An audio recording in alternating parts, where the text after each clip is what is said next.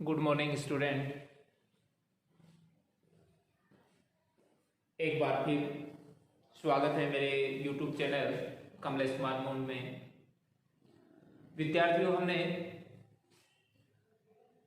पीछे दो lesson complete किए।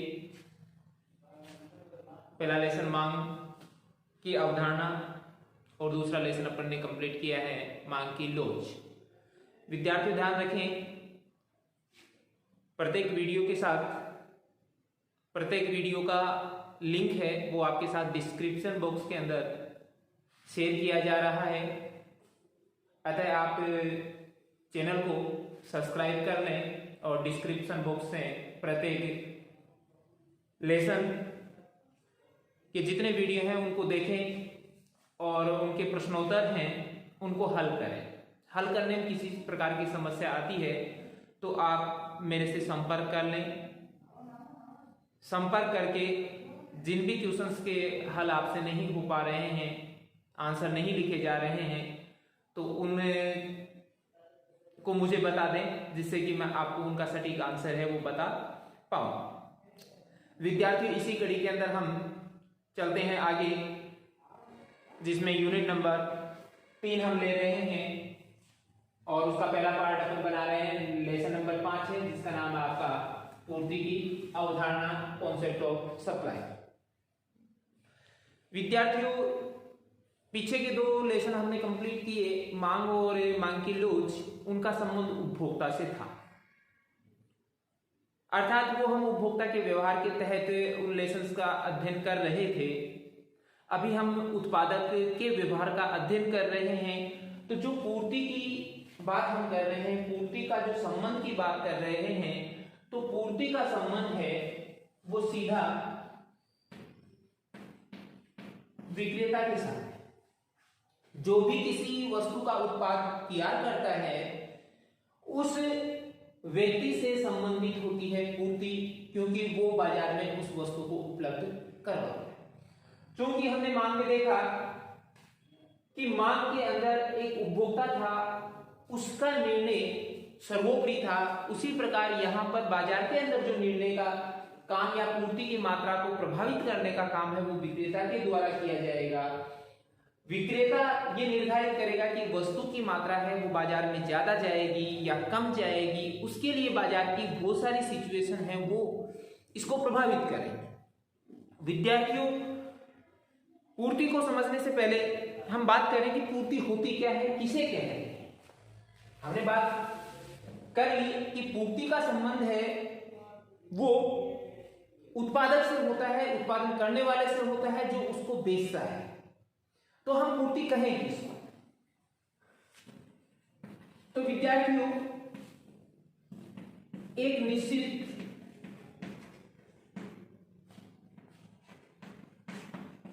समय पर एक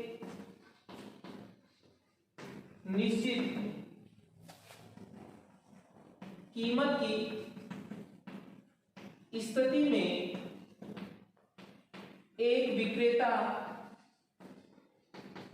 द्वारा बेची जाने वाली वस्तु की मात्रा को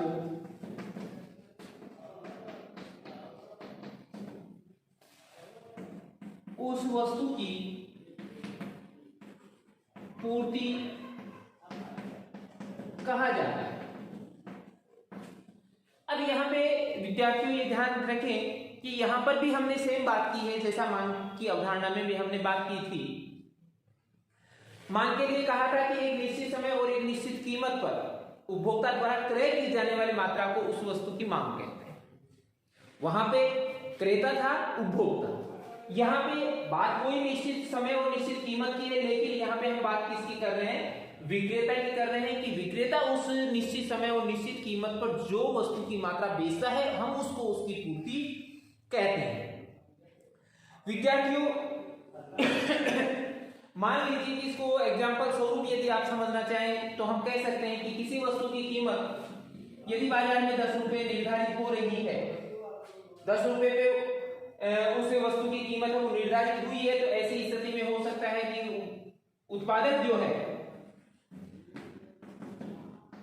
50 इकाई बेचने के लिए क्या हो सकता है, कीमतें घटती हैं तो हो सकता है वो इसकी क्वांटिटी को घटा सकता है, कीमतें बढ़ती हैं तो इसकी क्वांटिटी को वो बढ़ा सकता है, बाजार में बेचे जाने वाली मात्रा होती है।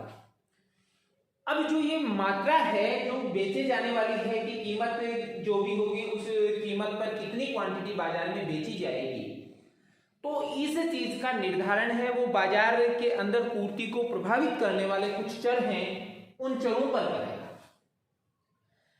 कि वो चर जिस वे में प्रभावित होंगे, जिस तरीके से प्रभावित होंगे, उसी तरीके से वस्तु की पूर्ति है वो भी प्रभावित होगी।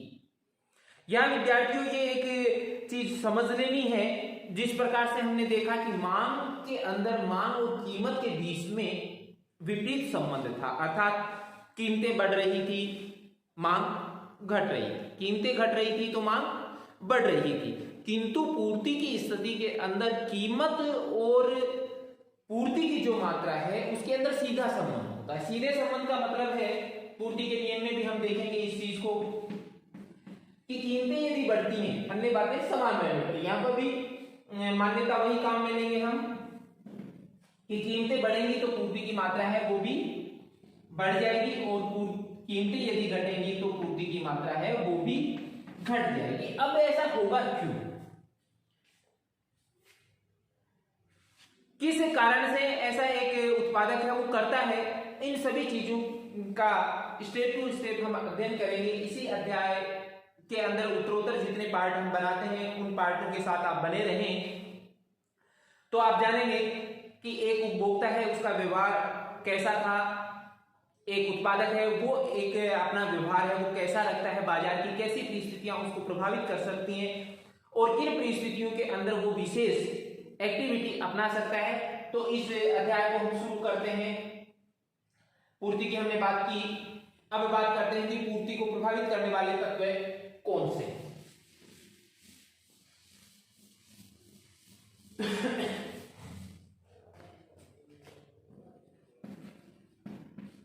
पूर्ति को प्रभावित करने वाले तत्व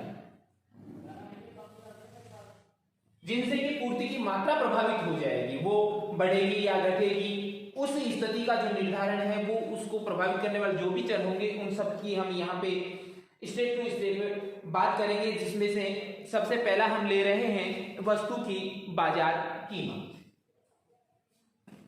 पहला है वस्तु की बाजार कीमत।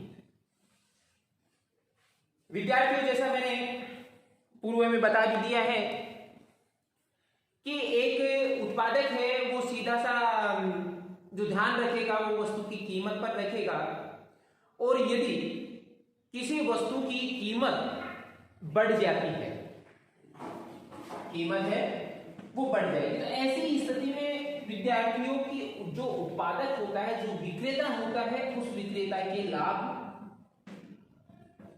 बढ़ेंगे। कीमतें बढ़ती हैं तो उच्च कीमत पर यदि कोई उत्पादक अपनी वस्तु को बेचेगा तो उसको प्रॉफिट ज्यादा होगा, और यदि किसी वस्तु से किसी उत्पादक को प्रॉफिट ज्यादा होता है तो ऐसी स्थिति में वो उसकी मात्रा को भी ज्यादा बेचने के लिए तैयार हो जाएगा।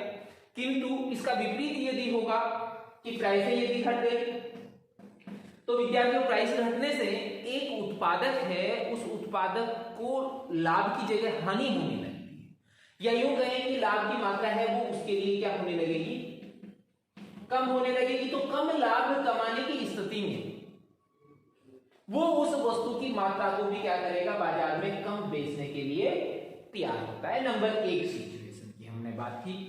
अब बात करते हैं नंबर दो सिचुएशन की कि वस्तु के उत्पादक साधनों की कीमतें। नंबर दो की बात कर रहे हैं, वस्तु के उत्पादक साधनों की कीमत।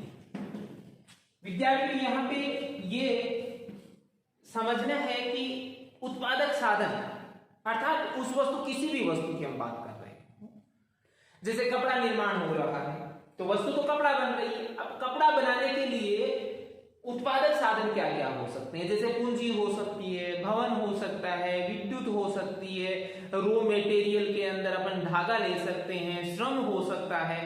तो ये सारी सिचुएशन है वो उसके साधन है। अब यदि साधन जो खरीदे जा रहे हैं, मैं फॉर एग्जांपल एक ही यूज कर रहा हूं कि श्रमिकों के माध्यम से हम इसको कंप्लीट कर रहे हैं, तो श्रम जो साधन है वो उत्पादन के लिए हम यूज कर रहे हैं, अर्थात उसको हमें मजदूरी उस कार्य के बदले क्या देनी पड़ रही है, मजदूरी का हम करेंगे भुगतान एक उत्पादक के नजरिए से। अब यदि कोई साधन है, जैसे हमने बात की श्रम की, श्रम की कीमतें बढ़ रही हैं, यानी मजदूरी वो ज्यादा लेने के लिए कह रहा है। पहले वो कह रहा था कि मैं 100 रुपए में काम कर रहा हूं, अब वो कह रहा है कि नहीं जी मेरे को तो क्या चाहिए 150 रुपए चाहिए, 150 रुपए से कम में मैं काम करने के लिए तैयार नहीं रहूंगा। तो ऐसी स्थिति के अंदर यदि साधन जो उत्पादक साधन है उसकी कीमत बढ़ जाती है, तो जैसे ही साधन की कीमत बढ़ेगी तो उसके साथ उत्पादक का लाभ क्या हो जाएगा, कम हो जाएगा, क्योंकि जो कीमतों के द्वारा उसके पास रेवेन्यू जो आ रहा था, उस रेवेन्यू के अंदर सब कुछ जितने भी साधन थे उन सब साधनों का हिस्सा मौजूद था। अब उन हिस्सों के अंदर किसी एक साधन का या बहुत सारे साधनों का हिस्सा बढ़ जाता है, तो ऐसी स्थिति में जो उत्पादक होता है उसका जो हिस्सा है लाभ वो घटेगा, और यदि किसी उत्पादक का लाभ घटता है तो ऐसी स्थिति में वो उसकी पूर्ति की मात्रा को भी क्या कर देगा, घटा देगा। किंतु साधनों की कीमतें गिर जाएंगी, कम हो जाती है, यानी कि अब 100 रुपए वाला साधन था वो आपको क्या मिल रहा है 80 रुपए में मिल रहा है। तो ऐसी स्थिति में उसी पर्टिकुलर कीमत की बात कर रहे हैं जहां स्थिर कीमत को मान रहे हैं उस वस्तु की, तो उस वस्तु पर एक जो उत्पादक होगा, विक्रेता होगा, उसका लाभ बढ़ेगा, और उस लाभ की मात्रा को वो बढ़ाने के लिए उस वस्तु की अतिरिक्त इकाई बेचने के लिए तैयार होता है, क्योंकि इस अवस्था में एक उत्पादक है उसका लाभ बढ़ेगा। दो सिचुएशन हम कर चुके कि वस्तु की बाजार कीमत किस तरीके से पूर्ति की मात्रा को प्रभावित कर सकती है, उत्पादक जो साधन होते हैं वो साधन किस तरीके से एक वस्तु की जो पूर्ति की मात्रा है वो किस तरीके से प्रभावित करेंगे। तीसरी सिचुएशन हम लेते हैं विद्यार्थियों,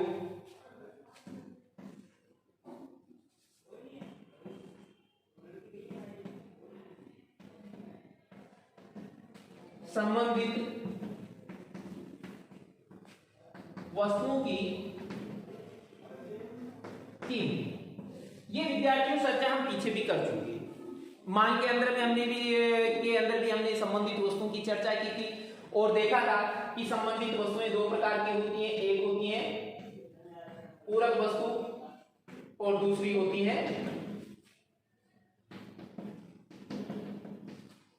स्थानापन्न वस्तु। विद्यार्थियों फिर से मैं बता देता हूं कि पूरक वस्तुएं क्या होती हैं और स्थानापन्न वस्तुएं क्या होती हैं। विद्यार्थी पूरक वस्तुएं वे वस्तुएं होती हैं जिन वस्तुओं का साथ साथ इस्तेमाल किया जा सकता है, यानी कि एक वस्तु के अभाव में किसी दूसरी वस्तु का इस्तेमाल कर पाना अपने लिए संभव नहीं होता है। जैसे कार का हम इस्तेमाल तब तक नहीं कर सकते जब तक अपने पास पेट्रोल नहीं होगा, अर्थात पेट्रोल की प्राइसों में कोई चेंजेस आता है तो ऐसी स्थिति के अंदर जो कारें हैं या गाड़ियां हैं उन गाड़ियों की मांग में या पूर्ति के अंदर भी परिवर्तन आएगा। इसी प्रकार स्थानापन्न वस्तुओं की भी हमने चर्चा की थी कि वे वस्तुएं जो एक दूसरे की जगह प्रयोग में ली जाती हैं उन वस्तुओं को हम स्थानापन्न वस्तुएं कहते हैं। जैसे हमने यहाँ पे एग्जाम्पल लिए थे, गुड़ और शक्कर का एग्जाम्पल हमने लिया था, चाय और कॉफी का एग्जाम्पल हमने लिया था, तो वो वस्तुएं हैं वो स्थानापन्न वस्तुएं कहलाएंगे। अब विद्यार्थियों प्रश्न ये उठता है कि इन संबंधित वस्तुओं की कीमतें हैं वो किस तरीके से विक्रेता है उसकी पूर्ति को प्रभावित कर देंगी। तो विद्यार्थियों ध्यान दें कि मान लीजिए कि किसी संबंधित वस्तु की कीमत बढ़ जाती है, तो ऐसी स्थिति के अंदर यहां पे ये ध्यान रखना है कि बढ़ी हुई कीमत पर उत्पादक है उसकी पूर्ति को क्या करेगा, बढ़ा देता है। जैसे ही वो पूर्ति को बढ़ा देता है तो संबंधित जो वस्तुएं होती हैं उनकी डिमांड स्वतः ही प्रभावित हो जाती है, उनकी पूर्ति। जैसे पेट्रोल की मात्रा बढ़ रही है तो उत्पादक को पेट्रोल में प्रॉफिट हो रहा है, किंतु पेट्रोल की जो पूर्ति है वो तभी हो सकती है जब गाड़ियों की पूर्ति भी साथ में होगी। तो ऐसी स्थिति में यदि पेट्रोल की कीमतें बढ़ रही हैं तो उसके स्वतः पूरक जो वस्तुएं होंगी उनकी पूर्ति है वो स्वतः बढ़ने लगेगी, क्योंकि पेट्रोल की सप्लाई बढ़ रही है, ज्यादा मात्रा में पेट्रोल है वो देने के लिए विक्रेता बेचने के लिए तत्पर है। तो ऐसी स्थिति में जो अन्य विक्रेता संबंधित वस्तु के जो विक्रेता होंगे वो भी उसकी मात्रा को बढ़ा देते हैं। किंतु दूसरी तरफ यदि हम बात करें स्थानापन्न वस्तुओं की, कि स्थानापन्न वस्तुओं की स्थिति के अंदर यदि प्राइसें बढ़ती हैं किसी एक स्थानापन्न वस्तु की तो उसकी पूर्ति एक विक्रेता बढ़ाता है, लेकिन दूसरे वस्तु की पूर्ति है वो सामान्यतया नहीं बढ़ा पाता दूसरा विक्रेता, क्योंकि दोनों संबंधित वस्तुएं होती हैं और ऐसी स्थिति में उस वस्तु की पूर्ति न बढ़ने के कारण भी उस वस्तु की जो डिमांड है वो अतिरिक्त मात्रा में बढ़ जाती है। विद्यार्थियों, जैसे जैसे कीमतें बढ़ेंगी तो उसके साथ साथ उत्पादक है वो लाभ की मात्रा को कमाने के लिए या लाभ की मात्रा को प्राप्त करने के लिए अधिक कीमत पर अधिक वस्तु बेचने के लिए ही तैयार होता है, किंतु यदि प्राइसें वो कम करता है तो ऐसी स्थिति में उसके लाभ कम होंगे और वो उस वस्तु की पूर्ति को घटाता है। चौथी कंडीशन आती है इसके अंदर तकनीकी या प्रौद्योगिकी परिवर्तन।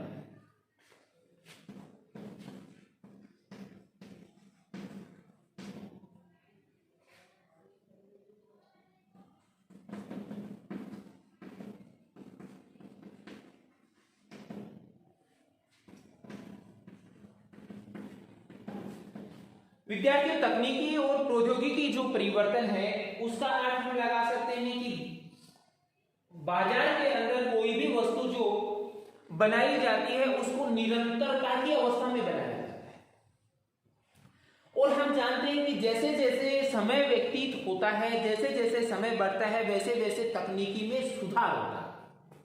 सुधार से यूं समझ लीजिए आपकी जैसे रेल का इंजन जब बना उस समय भाप से चला, फिर कोयले से चला, फिर डीजल पेट्रोल से चला, उसके बाद अब बिजली से चला। ये तकनीकी में सुधार है। जब जब तकनीकी में सुधार होता है तो ऐसी स्थिति के अंदर प्रोडक्शन में जो हो रहा है उसकी कॉस्टें हैं वो स्वतः गिरती है। अर्थात तकनीकी में जब भी सुधार होगा तो उत्पादन की लागतें हैं वो कम होती हैं, और जब उत्पादन की लागतें कम होती हैं तो ऐसी स्थिति में एक उत्पादक का प्रॉफिट है वो बढ़ता है। लागतें कम हुई इसका मतलब लाभ बढ़ा, और यदि लाभ बढ़ा तो ऐसी स्थिति में वो उत्पादक उस वस्तु की अतिरिक्त इकाई बेचने के लिए तैयार होता है। किंतु तकनीकी में सुधार नहीं हुआ, तकनीकी कमजोर हुई, घिसी पिटी तकनीकी का ही इस्तेमाल हमने किया या उसी को हमने आगे और बढ़ाने का प्रयास किया, तो ऐसी स्थिति के अंदर लागतें हैं वो घटने की बजाय क्या होने लगेंगी, बढ़ने लगेंगी, और लागतें यदि बढ़ेंगी तो उत्पादक का जो लाभ है वो कम होगा, और लाभ कम होगा तो ऐसी स्थिति में विक्रेता अपनी वस्तु की अतिरिक्त मात्रा बेचने के लिए भी कम किया, अर्थात ऐसी स्थिति में पूर्ति की मात्रा घटेगी। पांचवा हम ले रहे हैं विशेष अवसर।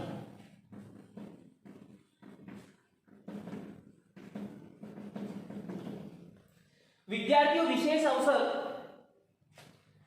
की स्थिति हम यदि परंपरागत रूप से या भारत के संदर्भ में देखें, भारतीय अर्थव्यवस्था के संदर्भ में देखें, तो हम देख सकते हैं कि कोई एक विशेष अवसर जिसमें शादियां बहुत ज्यादा हो गई है, शादियां हो गई तो ऐसे विशेष जो अवसर होंगे उसमें उस विशेष वस्तुओं की डिमांड बाजार में चूंकि बढ़ती है तो ऐसी स्थिति में कुछ प्राइसें होती हैं,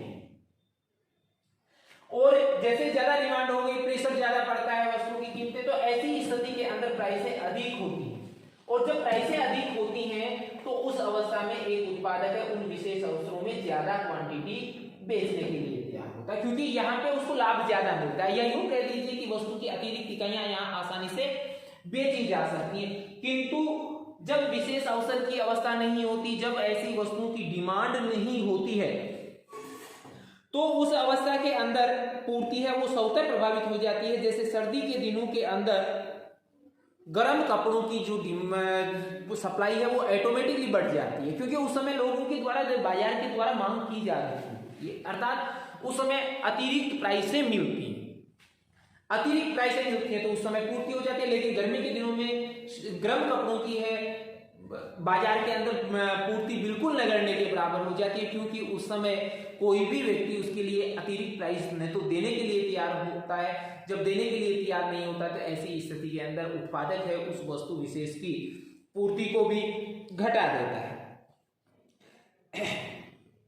इसके बाद आता है छठा पॉइंट अपन लेते हैं, आगतों की गुणवत्ता।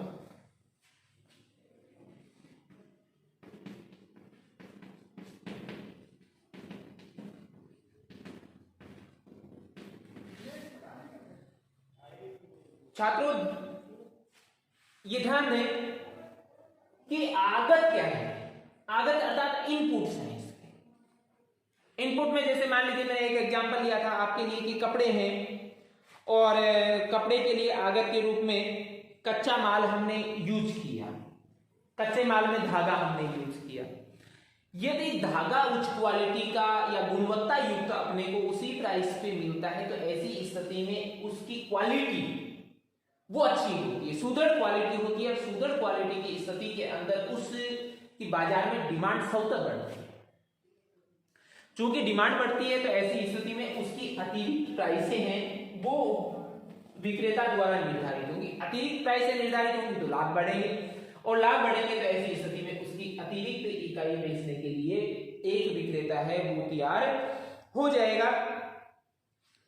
इसके अलावा हम कहें कि गुणवत्ता युक्त आगत और क्या होगी, जैसे एग्रीकल्चर का अपन एग्जांपल लें तो एग्रीकल्चर में यदि एक किसान बीजों का इस्तेमाल करता है, यदि वो परंपरागत बीज यानी कि पीछे के सीजन में जो अनाज उसने पैदा किया, जो भी खाद्यान्न उसने पैदा किया, उसी खाद्यान्न में से कुछ निकाला और फिर से बोया तो उससे उसके प्रोडक्शन में कोई ज्यादा बदलाव नहीं होता। किंतु उसने हाइब्रिड बीज इस्तेमाल किए, अच्छी किस्म के बीज उसने इस्तेमाल किए तो उससे उसने प्रोडक्शन है उसका स्वतः ही बढ़ जाता है। अर्थात गुणवत्ता युक्त जो वस्तु यदि इस्तेमाल की जाती है तो ऐसी स्थिति में भी पूर्ति की मात्रा है वो बढ़ती है। लेकिन गुणवत्ता युक्त इस्तेमाल, कोई वस्तु गुणवत्ता युक्त इस्तेमाल नहीं की जाती है तो ऐसी स्थिति में उसकी पूर्ति है वो घट जाती है। इसके बाद लास्ट हम पॉइंट इसमें ले रहे हैं सातवां, परिवहन लाभ।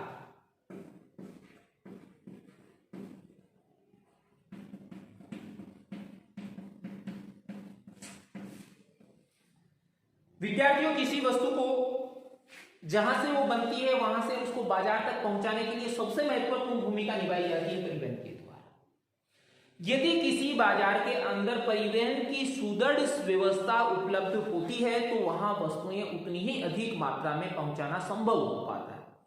अर्थात परिवहन की जो व्यवस्थाएं हैं, परिवहन जितना सस्ता होता है उतना ही इजी रूप से वस्तुएं हैं वो बाजार में अधिक मात्रा में बिकने के लिए पहुंचेंगे। अर्थात उस अवस्था के अंदर यदि सस्ती होती है, यहाँ पे लागतें कम आती हैं, परिवहन की इजीली वो उपलब्ध होती हैं, तो ऐसी स्थिति के अंदर पूर्ति की मात्रा है वो बढ़ाई जाएगी। जबकि परिवहन की लागतें यदि अधिक आती हैं, उचित मात्रा में परिवहन सुविधाएं अपने को उपलब्ध नहीं है तो ऐसी स्थिति में पूर्ति की मात्रा है वो भी कम हो जाएगी।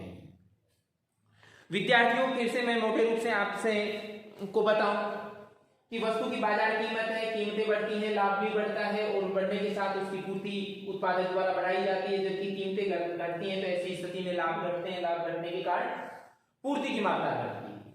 वस्तु के उत्पादक के जो साधन है, अन्य जितने भी साधन अपन ने यूज किए, जैसे हमने यहाँ पे एग्जाम्पल के रूप में श्रम को यूज किया, श्रम की यदि मजदूरी बढ़ती है तो उस प्रोडक्शन के लिए उसके लाभ हैं एक उत्पादक के वो कम होते हैं और कम होने की वजह से उसकी पूर्ति है वो भी कम होती है। किंतु इन साधनों की कीमतें यदि कम होती हैं तो ऐसी स्थिति में एक उत्पादक का लाभ बढ़ता है और लाभ बढ़ने के कारण वो उसकी पूर्ति को बढ़ाता है। तीसरा था कि संबंधित वस्तुएं हैं जिसमें पूरक वस्तुएं और स्थानापन्न वस्तुएं हैं, इनकी कीमतें यदि प्रभावित होती हैं तो ऐसी स्थिति के अंदर जैसे मान लीजिए हमने एग्जांपल लिए थे कि कार और पेट्रोल, तो ऐसी स्थिति जब भी पैदा होती है तो उस समय भी पूर्ति की मात्रा है वो प्रभावित होती है। जैसे मान लो कि कार की कीमतें कम हो रही हैं, कार की कीमतें कम हो रही हैं, उत्पादक उसको कम बेचने के लिए तैयार होगा, ये मांग, और जबकि कार की कीमतें बढ़ रही हैं तो उत्पादक उसको अतिरिक्त मात्रा में बेचेगा। यदि उसको बेचेगा तो ऐसी स्थिति में पेट्रोल की जो पूर्ति है वो स्वतः ही बढ़ेगी या उस कीमत पर भी पेट्रोल अधिक मात्रा में बेचा जा सकेगा। उसके बाद चौथा था तकनीकी या प्रौद्योगिकी की जितनी सुंदर तकनीकी होती है उतना ही इजी या सस्ता सामान पैदा किया जा सकता है, और यदि सस्ता सामान पैदा होता है तो उस स्थिति के अंदर लागतें कम आती हैं, और लागतें कम आने के कारण लाभ की मात्रा बढ़ती है, और लाभ यदि अधिक बढ़ रहे हैं किसी उत्पादक के लिए तो ऐसी स्थिति में वो उस वस्तु की पूर्ति को बढ़ाता है, और इसका विपरीत भी सही है। पांचवी कंडीशन हमने ली कि विशेष अवसरों की स्थिति जब होती है तो उस समय स्वतः पूर्ति बढ़ जाती है। जैसे सर्दी के मौसम के अंदर गर्म कपड़ों की मांग पूर्ति है वो उत्पादकों द्वारा बढ़ा दी जाती है, लेकिन गर्मी के दिनों के अंदर उसकी पूर्ति को कम कर दिया जाता है। आलू की गुणवत्ता है कि जितने भी इनपुट्स यूज किए जाते हैं, जैसे हमने एग्जांपल लिया बीज का कि बीज अच्छी क्वालिटी के होंगे तो पूर्ति बढ़ेगी, जबकि बीज अच्छी क्वालिटी के नहीं होंगे तो ऐसी स्थिति में पूर्ति की मात्रा घटती है। और सातवें नंबर पे हमने लिया अपनी व्यक्ति लागतें की जितनी परिवहन की लागतें कम और आसानी से परिवहन साधन अपने को उपलब्ध होते हैं तो उतनी ही अधिक मात्रा में पूर्ति की मात्रा बढ़ती है, जबकि परिवहन की लागतें जितनी अधिक आती हैं, जितना कठिनाई से अपने को परिवहन के साधन उपलब्ध होते हैं तो ऐसी स्थिति के अंदर पूर्ति की मात्रा है वो भी कम होती है। विद्यार्थियों आज इस चैप्टर में अपन इतना ही लेंगे। कल हम बात करेंगे पूर्ति का नियम और पूर्ति के नियम की कुछ जो मान्यताएं हैं उन पे कल के अध्याय में चर्चा करेंगे। तब तक के लिए